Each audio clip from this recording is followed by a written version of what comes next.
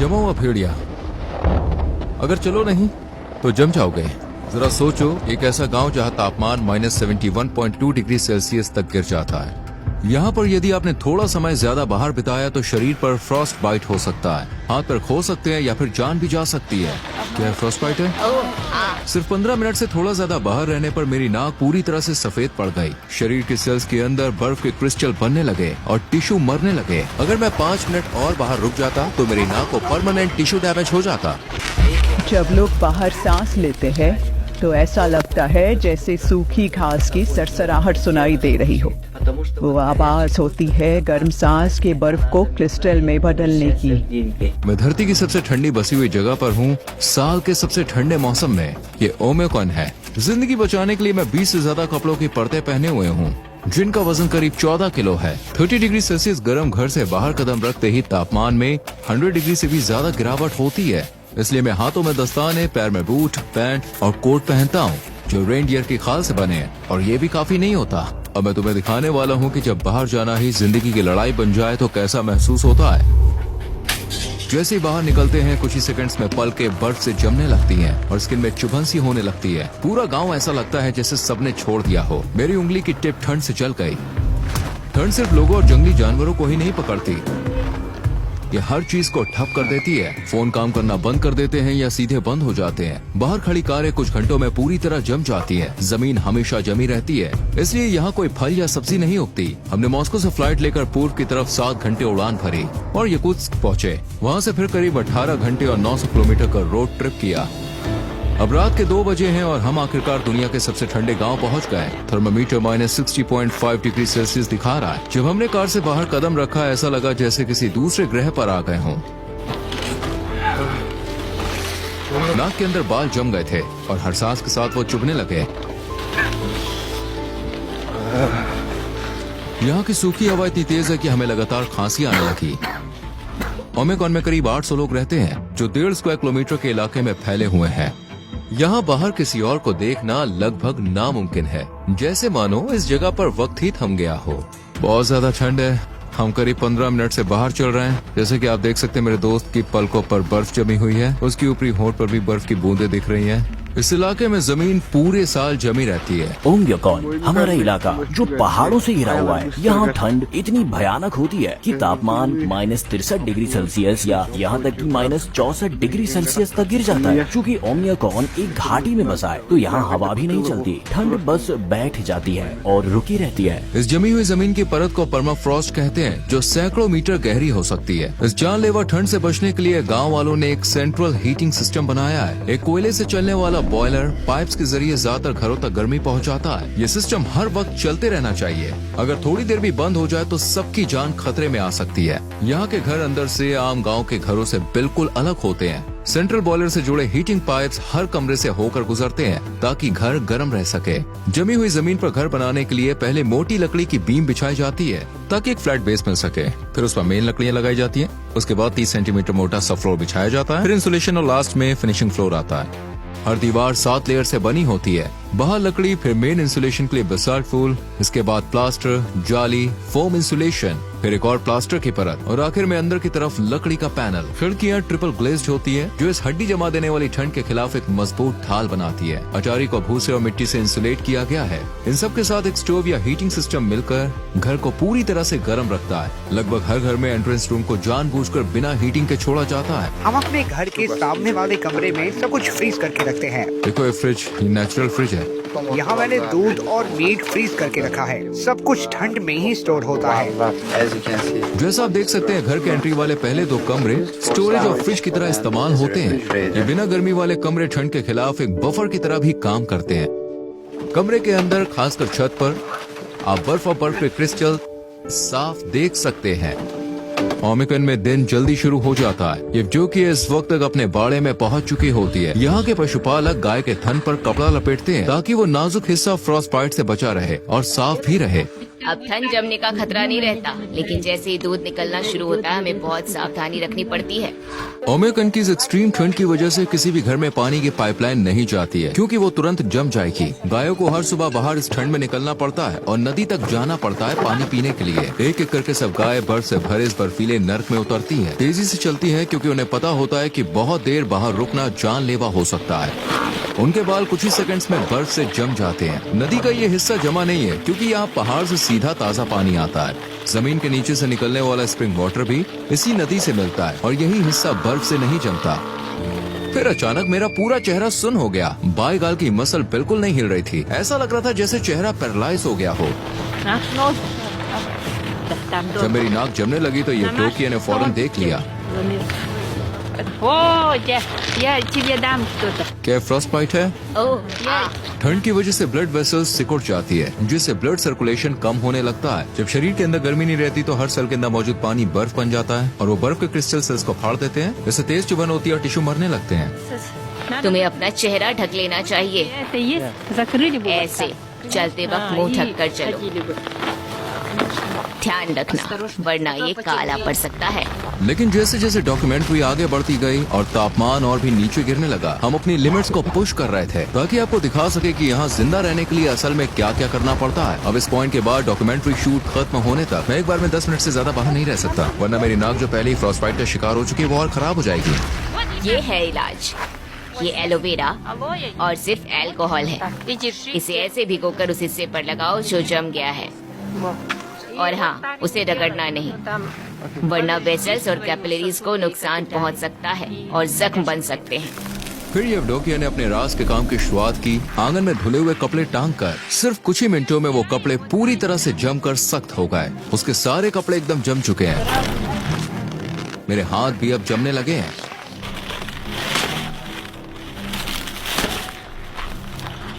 इसके बाद वो सीधे अपने बाड़े की तरफ गए गायों का दूध निकालने के लिए। मैं याकुट की गाय पालती हूँ क्योंकि इनका दूध बहुत हाई क्वालिटी का होता है। इनमें फैट कंटेंट 7 से 8% तक हो सकते हैं। जैसे कि आप देख सकते हैं छत पर कुछ बर्फ और बर्फ के क्रिस्टल जमे हुए हैं, लेकिन अंदर का माहौल फिर भी गर्म है। दीवारों के किनारे भी बर्फ से ढके हुए हैं। छत से कुछ पानी की बूंदें टपक रही हैं, जो अंदर की नमी की वजह से है। पूरा कमरा घास, गर्म दूध और जानवरों की एक सौंधी सी खुशबू से भरा है। अब हम मिलने जा रहे हैं घोड़ा पालक से। हम देखेंगे याकूब के जंगली घोड़ों को उनके असली घर में। मिखाइल, रूही, ये रहे याकुट घोड़े। यहाँ की हालत इतनी सख्त है कि सिर्फ यही घोड़े खुद को इस माहौल में ढाल पाए हैं। आज तापमान कितना है? यहाँ का तापमान करीब -50 डिग्री सेल्सियस है और बाहर ज्यादा देर रहना मुश्किल होता है। हमारे पास खुले मैदान में फेंसिंग का एक सिस्टम है। ये घोड़े ज्यादातर खुले में ही चरते हैं। इन याकुटियन घोड़ों को गर्म शेल्टर की जरूरत नहीं होती। ये -70 डिग्री सेल्सियस की ठंड में भी दिन रात खोले में रह सकते हैं। आम घोड़ों की तुलना में ये कद में थोड़े छोटे होते हैं, जो इन्हें सर्दियों में बाहर रहने में मदद करता है। क्योंकि छोटा शरीर मतलब कम एरिया में गर्मी बरकरार रहती है। इनका शरीर काफी फूला हुआ, मोटा और गोल दिखता है। ये इनकी मोटी फर की वजह से है और उनके खुर भी काफी लंबे हैं, जो उन्हें इस जमा देने वाली जमीन पर बहुत देर तक खड़े रहने देते हैं। इन्हें पकड़ा नहीं गया है, इन्हें बस यहाँ खाना खिलाया जाता है। इनका शरीर ही इनका खाना है। यह है घोड़े का मांस। यहाँ लोग इसे खाते हैं। जैसा आप देख सकते हैं इसमें काफी फैट है। ये पैकेट है घोड़े के मांस का पैकेट। ये किसी कस्टमर ने ऑर्डर किया है और इसे भेजा जाएगा। ये जो सूखे घास का ढेर आप देख रहे हैं, इसे गर्मियों में इकट्ठा करके रखा गया था। सर्दियों में यही घोड़े का मुख्य खाना होता है। खाइल ने हमें अपने घोड़े का मांस और लिवर चखने को दिया, जिसे इस इलाके में सिर्फ कच्चा और जमा हुआ ही खाया जाता है। घोड़े का कच्चा मांस। इसमें ढेर सारे विटामिन और जरूरी न्यूट्रिएंट्स होते हैं। क्योंकि यहाँ फल सब्जी नहीं होती, तो हमें सारे विटामिन मीट से ही मिलते हैं। इसका स्वाद बर्फ जैसा है, कुछ महसूस नहीं हो रहा क्योंकि ये पूरी तरह से जमा हुआ है। और ये है लिवर। ओमिक्रॉन में जनवरी के महीने में दिन की रोशनी सिर्फ करीब 4.5 घंटे तक रहती है। अभी दोपहर के 3 बजे हैं, अंधेरा छा रहा है और हम आज का दिन यहीं खत्म कर रहे हैं। पुराने जमाने में जब गाड़ियां नहीं थी तो यहाँ ट्रांसपोर्ट के लिए घोड़े, गाय, बैल और खास तौर पर रेनडियर का इस्तेमाल किया जाता था। इस इलाके में रेनडियर बहुत अहम माने जाते हैं, सिर्फ ट्रांसपोर्ट के लिए नहीं बल्कि उनके मांस, खाल और दूध के लिए भी। गांव के सेंटर से करीब आधा किलोमीटर दूर ओमेकन के जमे हुए जंगल शुरू हो जाते हैं। इस गांव में ज्यादातर लोग पशुपालन करते हैं, लेकिन इवान जैसे लोग के लिए शिकार ही उनकी कमाई का सबसे बड़ा जरिया बन जाता है। मैं जंगली आदमी हूँ। ये मेरी शिकार वाली जगह है और ये है मेरा टेंट, मेरा घर।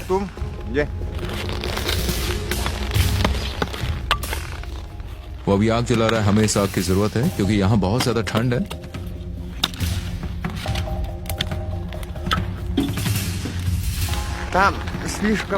हमें सिर्फ रास्ते पर चलना चाहिए, नीचे की बर्फ पतली है। हम जमी हुई नदी की तरफ जा रहे थे जहाँ इवान ने एक दिन पहले मछली पकड़ने का जाल लगाया था। इवान ने हमारे कैमरामैन को टाइम पर रोक लिया। वो बर्फ की एक टूटी हुई सतह पर कदम रखने वाला था, एक गलत कदम और वो पानी में गिर सकता था ओ रुको। और भीग सकता था। एक बार सर्दियों में जब इतनी ही ठंड थी, मेरे पापा जंगल में अपने घोड़े पर सवार होकर घूम रहे थे। वो बर्फ के अंदर गिर गए और तुरंत ही ठंड से जमने लगे। जब उन्हें एहसास हुआ कि आसपास कोई गर्म जगह नहीं है और मदद मिलने का कोई चांस भी नहीं, तो उन्होंने खुद को गोली मारने का फैसला किया ताकि धीरे धीरे दर्दनाक मौत न झेलनी पड़े। थोड़ा पानी लेंस पर गिर गया। ओह माय गॉड, ये तो अभी से जम गया। हमारा कैमरा पहले इतनी ठंड में ठीक से काम नहीं कर पा रहा था और अब ये जमी हुई लेंस तो बिल्कुल बेकार हो गई है। हमें इसे छोड़ना पड़ेगा। जाल निकालने के लिए वो एक छोटी फावड़े से छेद से बर्फ हटा रहा है। जैसी मछलियां बर्फीली हवा में आई वो कुछ ही सेकंड्स में मर गईं। पानी अंदर से गर्म था लेकिन बाहर आती ये मछली शॉक में आ गई और पूरी तरह से जम गई। अब वो जमी हुई मछली को पकड़कर थोड़ा गर्म कर रहे हैं अपने हाथों से रगड़कर, ताकि उसे काटना आसान हो जाए। फिर बड़े ध्यान से वो उसे पतली स्लाइस में काट रहे हैं। जमी हुई और कच्ची जंगली मछली जब ये फ्रीज होती है तो ऐसा लगता है जैसे आप सिर्फ बर्फ खा रहे हो। इसे नमक के साथ खाना चाहिए। सर्दियों में मछलियों में ढेर सारे विटामिन होते हैं। टेंट के अंदर गर्मी है लेकिन बाहर की परत पूरी तरह से बर्फ से जमी हुई है। आप देख सकते हैं वो आग को तेज कर रहे हैं और थोड़ी मछली प्रकृति को अर्पण कर रहे हैं। हे प्रकृति की आत्मा, हमारा ये तोहफा स्वीकार करो। हमें शिकार में सफलता दे और अपनी जमीन की समृद्धि से हमें नवाजें। उनके शमानी विश्वास के मुताबिक उन्हें शिकार की आत्मा को संतुष्ट रखना होता है, वरना अगली बार शिकार में कुछ हाथ नहीं लगेगा। अब हम जंगल की तरफ बढ़ रहे हैं। इवान इस बार कोई बड़ा शिकार करना चाहते हैं। ऐसा लग रहा है जैसे यहाँ से अभी अभी कोई जानवर गुजरा है। जमीन पर पैरों के निशान और थोड़े पेशाब के धब्बे दिख रहे हैं। देखो, ये रोड डियर के पैरों के निशान हैं। हम उसके काफी करीब आ चुके हैं।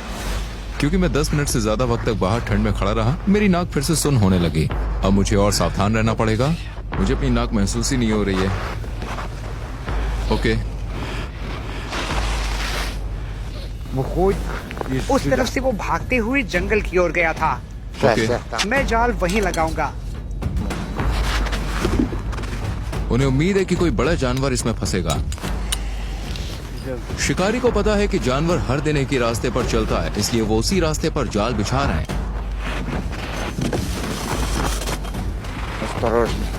अब वो जाल को बर्फ से ढक रहे हैं। जाल के आसपास के निशानों को मिटाने के लिए वो कुत्ते की पूंछ का इस्तेमाल कर रहे हैं। अब बाद में फिर यही लौटेंगे देखने के लिए कि ये क्या पकड़ता है। लेकिन उससे पहले इवान उस जाल को चेक करना चाहते हैं जो उन्होंने कल लगाया था। वो बर्फ से ढके इलाके को ध्यान से स्कैन कर रहे हैं। ये पूरा इलाका मेरे लिए एक किताब जैसा है। जब बर्फ गिरती है, मैं उनके पैरों के निशानों से ट्रैक करता हूँ कि कितने जानवर हैं। मुझे पहले से पता है कि इस इलाके में कितने जानवर रहते हैं। साका एक तुर्किक समुदाय है जो सेंट्रल एशिया से आए हैं और मैं हूँ तुर्की से, एक ऐसा देश जिसकी जड़ें भी इसी जगह से जुड़ी हैं। इस डॉक्यूमेंट्री को आगे बढ़ाने से पहले मैं इस प्रोजेक्ट के स्पॉन्सर को थैंक यू कहूंगा और समझना चाहता हूँ कि मैं इन लोगों से कितनी अच्छी तरह से जुड़ा हूँ। और ये रहा बर्फ पर पड़ा हुआ एक दमदार शिकार। तुम्हें एक खरगोश मिला है और वो भी बहुत बड़ा। हम सबके खाने के लिए काफी होगा। उसे जाल ने नहीं मारा, वो वहीं फंसा रह गया और जानलेवा ठंड ने उसकी जान ले ली।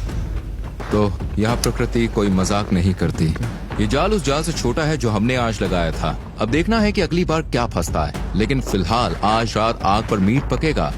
ओम्याकान में खरगोश बहुत मिलते हैं। युद्ध के समय हमारे लोग इन्हीं खरगोशों का शिकार करके जिंदा बचे थे। तुम्हारा ने खरगोश पकाया, अपने घर में डिनर टेबल तैयार की। इसमें बिल्कुल फैट नहीं है, ये बहुत लीन मीट है, थोड़ा सूखा लगता है।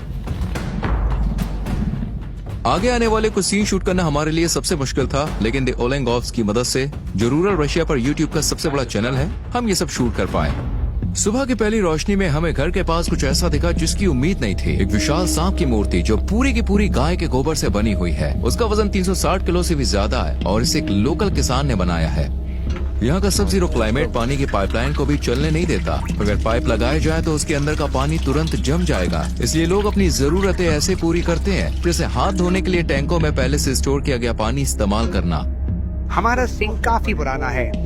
नीचे एक बाल्टी रखी है जिसमें पानी गिरता है और जब भर जाती है तो उसे उठाकर बाहर फेंक देते हैं। एक बार फिर यहाँ प्लम्बिंग सिस्टम न होने की वजह से घरों में ना तो शावर होता है ना टॉयलेट। इन जरूरी सुविधाओं को बैग में बनाए गए कैबिन्स में रखा गया है जो बिना हीटिंग के होते हैं। सीवेज सिस्टम न होने के कारण इंसानी वेस्ट वहीं जमा रह जाता है जहां उसे डाला गया है। जैसे ही वेस्ट हवा के संपर्क में आता है वो तुरंत जम जाता है और धीरे धीरे बर्फ के खंभों की तरह जमा होता है, जो कभी कभी 1 से 2 मीटर ऊंचे हो जाते हैं और फिर धीरे धीरे टूटते हैं। जब किसी को टॉयलेट जाना होता है तो उसे पहले काफी सारे कपड़े उतारने पड़ते हैं और जल्दी करना पड़ता है ताकि ठंड से जम ना जाए। ये कोई आरामदेह अनुभव नहीं होता, लेकिन ये थोड़ा अलग है। इसमें हीटर है, पर प्रॉब्लम ये इसे वेंटिलेट नहीं किया जा सकता क्योंकि बाहर की ठंडी हवा हीटिंग सिस्टम को खराब करती है। ओह, देखो, अरे वाह। इस तरह के टॉयलेट को ठंड से बचाने के लिए अब भी इस्तेमाल किया जाता है। हालांकि इसके अंदर अक्सर तेज बदबू जमा हो जाती है। नहाने, खाना बनाने, बर्तन धोने या बस पानी पीने के लिए साफ पानी जरूरी होता है, लेकिन यहाँ पानी हासिल करना अपने आप में एक बड़ा प्रोसेस है। लोग यहाँ नदी से बर्फ के ब्लॉक्स काटते हैं, फिर उन्हें पिघलाकर ताज़ा पानी बनाते हैं ताकि रोजमर्रा के काम हो सके। इस वक्त आप जो देख रहे हैं वो एक सफेद चादर जैसी फैली हुई बर्फ है, लेकिन उसके नीचे एक जमी हुई नदी है जो यहाँ पानी का इकलौता स्रोत है। अब वो एक चिसल से मोटी बर्फ को काट रहे हैं। अगर बहुत ठंड हो तो जल्दी काम करना पड़ता है, वरना खुद ही जम जाओगे। जैसे जैसे हम एक एक करके ठोस बर्फ के ब्लॉक्स काटते हैं, उन्हें उठाकर स्लेट पर रखते जाते हैं। 1, 2, 3। ओप्स। हमने स्लेट पर उतने बर्फ के टुकड़े लाद दिए हैं जितना वो उठा सकता है। हमारे पूर्वज इन बर्फ के ब्लॉक्स को बैलगाड़ियों से ले जाते थे। निकोलाई, ये कितने दिन चलेंगे? मेरा परिवार बड़ा, ये शायद 2 या 3 हफ्ते चल जाएंगे। ये बड़े बड़े बर्फ के टुकड़े या तो घर के अंदर के किसी ठंडे कमरे में रखे जाते हैं या फिर सीधे बैकयार्ड में बाहर। वो इन बर्फ के टुकड़ों को ड्रम में डालते हैं, फिर जब ये पिघल जाते हैं तो उन्हें पीते हैं। बल्कि वो अपने पड़ोसियों के साथ भी इसे बांटेंगे ताकि सभी लोग इस साफ पानी से नहा सकें। इस गांव में नहाने की शुरुआत नल खोलने से नहीं होती, बल्कि लकड़ियां काटने से होती है।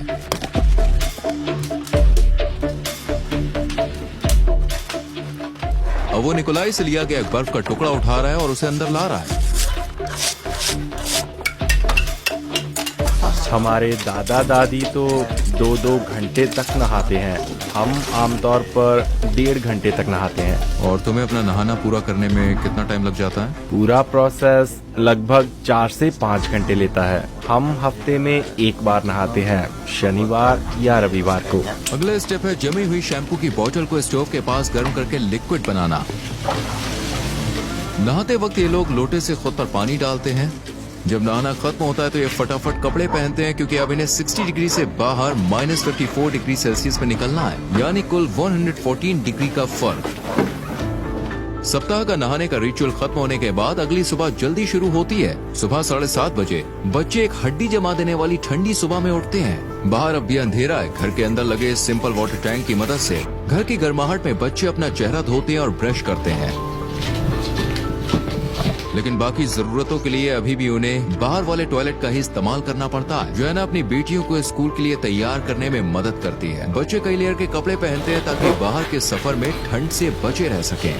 बाहर जाने से पहले जोएना अपनी बेटियों के चेहरे पर वुल शॉल कसकर लपेटती है जिससे उनका मुंह और नाक ढके रहे और बर्फीली हवा से बचाव हो। अब वो बाहर निकलने के लिए तैयार है।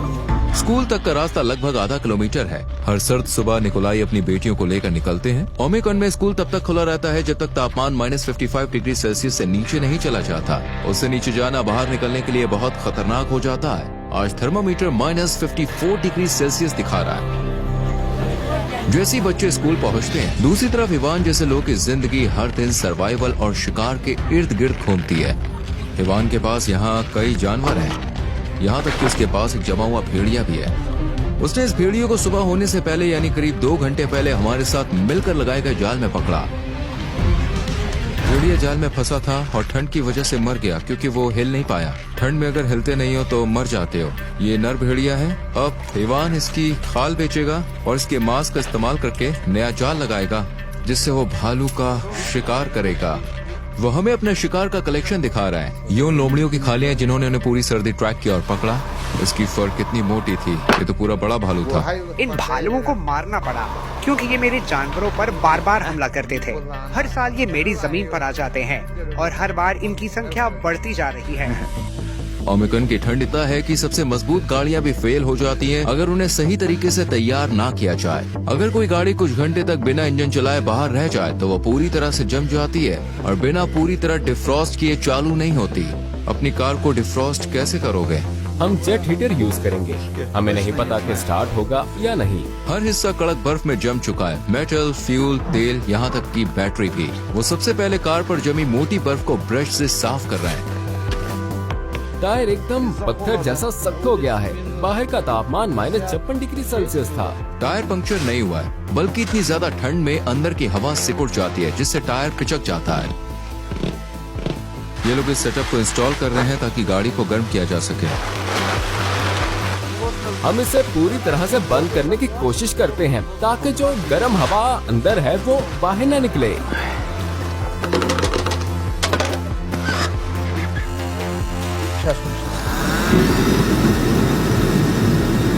ये लो, इसे पकड़ो।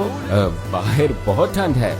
यहाँ हर चीज को गर्म रखना जरूरी होता है क्योंकि ये डीजल कार है, इसलिए टैंक में जो डीजल है वो पूरी तरह जम गया है। गाड़ी अब ऐसे ही 3 से 4 घंटे तक गर्म होने के लिए रखी रहेगी। अगर किसी लोकल के पास हीटेड गैराज है तो वो अपनी गाड़ी को महीनों तक सुरक्षित रख सकता है बिना इंजन को खतरे में डाले। जब हमारी गाड़ी को डिफ्रॉस्ट किया जा रहा था तो हमने पहली बार ऐसी गैराज का दौरा किया था। इस गैराज का दरवाजा बहुत ही अच्छी तरह से इंसुलेटेड है। कोई भी कोना खुला नहीं छोड़ा गया है। वो लोग स्पेशल इंसुलेशन मटेरियल का इस्तेमाल करते हैं। दीवार को देखिए, लेयर दर लेयर बनाया गया है और यहाँ हीटिंग पाइप्स भी है जो पूरे गैराज को गर्म रखते हैं। हमने गाड़ी को 3 घंटे तक गर्म किया है। अब इसे स्टार्ट करने की कोशिश करते हैं। बैटरी लगाई जा चुकी है। अब डिपस्टिक से ऑयल लेवल चेक किया जा रहा है। ये पहली बार है जब दरवाजा खोला गया है। हाँ, बहुत बढ़िया। इस गाड़ी को मौत के मुंह से वापस लाया गया है। अब हम यहाँ से निकलने की कोशिश करेंगे। ओमिक्रॉन में जिंदा रहने का मतलब प्रकृति पर जीत पाना नहीं है, बल्कि उसके साथ तालमेल बनाकर जीना है। प्राचीन शामनिक ज्ञान से प्रेरित याकुट लोग ठंड से लड़ते नहीं, बल्कि उसे सम्मान देते हैं और उसके नियमों के साथ जीते हैं। देखो, तापमान जरा भी ऊपर नहीं जा रहा है। यहाँ सबसे बेरहम सर्दियों का सामना डर से नहीं बल्कि रिवाजों और विश्वास से किया जाता है। इस अटूट यकीन के साथ कि प्रकृति जितना लेती है उतना ही लौटाती भी है। ये सिर्फ जिंदा रहने की कहानी नहीं है, ये है प्रकृति के साथ जीने की कहानी। एक बहुत बड़ा धन्यवाद मेरे प्यारे दोस्त तुर्गत एकिंग को, जो इस पूरे सफर में हरदम मेरे साथ थे। उन्होंने भी ओमिक्रॉन में एक वीडियो शूट किया जहां उन्हें एक लोकल परिवार से खास इनविटेशन मिला और उन्होंने इस जमा देने वाले गांव की रोजमर्रा की जिंदगी को कैमरे में कैद किया। और हाँ, जब मैं तुर्गत के साथ शूट कर रहा था तो हम दोनों ने -55 डिग्री सेल्सियस पर जमी हुई नदी में छलांग लगाई। ये मेरी जिंदगी के सबसे एक्सट्रीम एक्सपीरियंसेस में से एक था।